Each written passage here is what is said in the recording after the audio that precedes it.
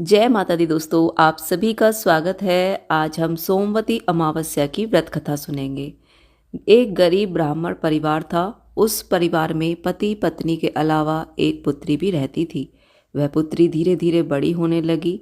लड़की सुंदर, संस्कारवान व गुणवान थी, किंतु गरीब होने के कारण उसका विवाह नहीं हो पा रहा था। एक दिन उस ब्राह्मण के घर एक साधु महाराज पधारे। वे कन्या के स्वभाव से काफी प्रसन्न हुए। कन्या को लंबी आयु का आशीर्वाद देते हुए साधु ने कहा, इस कन्या की हथेली में विवाह योग्य रेखा नहीं है। तब ब्राह्मण दंपति ने साधु से उपाय पूछा कि कन्या ऐसा क्या करे कि उसके हाथ में विवाह योग बन जाए। साधु ने कुछ देर विचार करने के बाद अपनी अंतर्दृष्टि से ध्यान करके बताया कि कुछ दूरी पर एक गांव में सोना नाम की धोबिन जाति की एक महिला रहती है, जो बहुत ही पतिपरायण और आचार विचार और संस्कार वाली है। यह कन्या अगर उसकी सेवा करे और वह महिला इसको अपने मांग का सिंदूर दे दे, उसके बाद इस कन्या का विवाह हो जाएगा।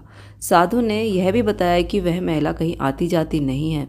यह बात सुनकर ब्राह्मणी ने अपनी बेटी से धोबिन की सेवा करने की बात कही। अगले दिन प्रातःकाल कन्या उठकर सोना धोबिन के घर जाकर साफ सफाई व अन्य सारे काम करके अपने घर वापस आ जाती।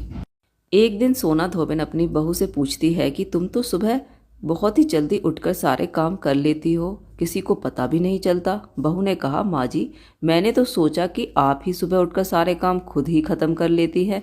मैं तो देर से उठती हूँ। इस पर दोनों सास बहू निगरानी करने लगी कि कौन है जो सुबह घर के सारे काम करके चला जाता है। कई दिनों के बाद धोबिन ने देखा कि एक कन्या अंधेरे घर में आती है और सारे काम करने के बाद चली जाती है। जब यह जाने लगी तो सोना धोबिन इसके पैरों पर गिर पड़ी। पूछने लगी कि आप कौन हैं और इस तरह छुपकर मेरे घर की चाकरी क्यों करती हैं।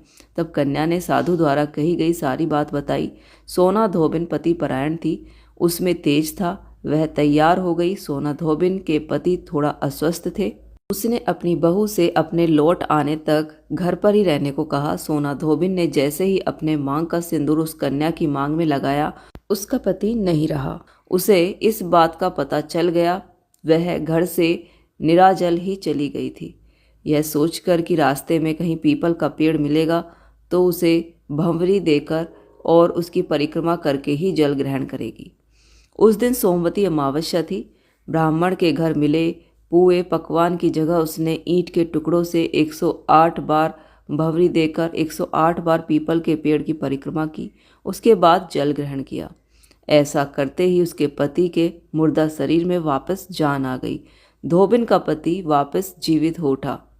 तो ये थी सोमवती अमावस्या की व्रत कथा। इस दिन पीपल की 108 परिक्रमा करना, पूजा करने का विशेष महत्व है। अगर पीपल के पेड़ तक हम नहीं जा पाते हैं तो घर में तुलसी जी की 108 परिक्रमा करके उनकी पूजा हमें करनी चाहिए।